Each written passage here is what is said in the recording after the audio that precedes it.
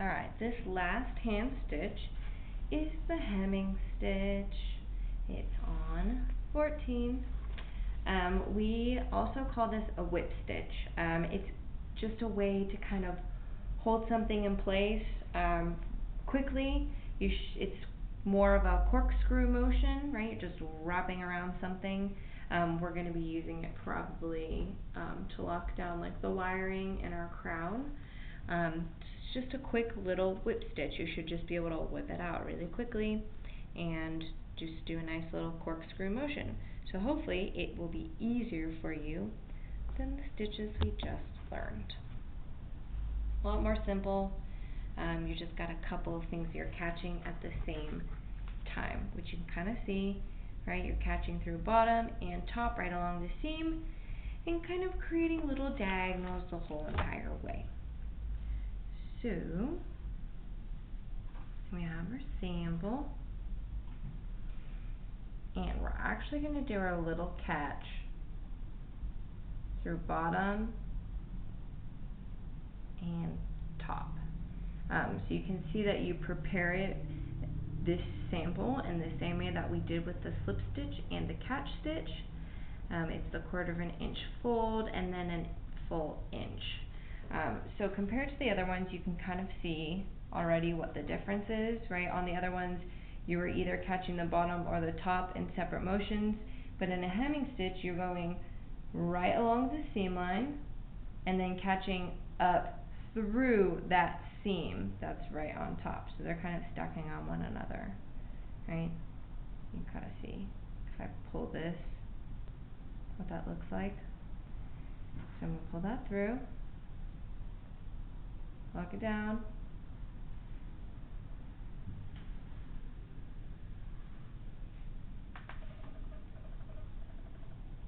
I'll move forward about 1/4 inch, going down on that seam line, right?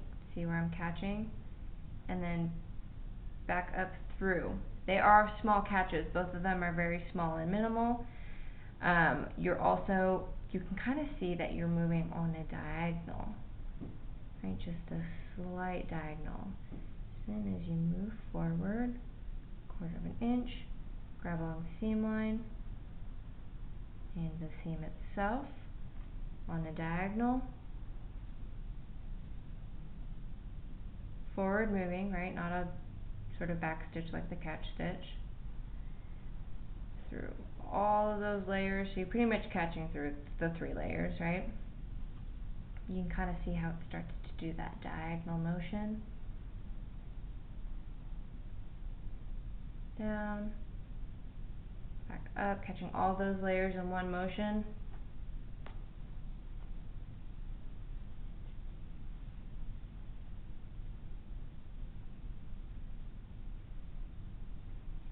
So the important thing about this is the diagonal motion of it, and that we're catching through all the layers, right? If we ask you to ever do a whip stitch, you can usually assume that it's very similar to this in the manner that you're going on a diagonal and you're just creating that corkscrew motion. Sometimes you're not catching through all the layers like this. Sometimes it's just you have a piece of fabric and maybe a piece of wire on top of that, right? And what you need to do is just keep that piece of wire attached to this. So what you do is you just whip around it, right? So it stays in place. You can see if you continue to go on a diagonal, down. My diagonal is facing away from the start, right? It's not shifting this way, it's going that way, away from my start.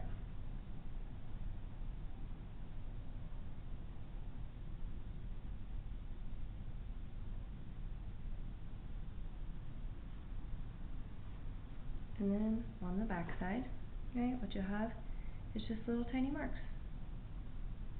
Little diagonal marks.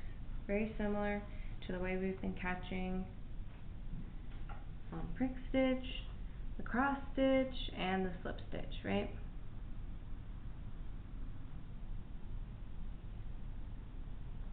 So to end this, usually do. I'm going to go back through that last one I just made,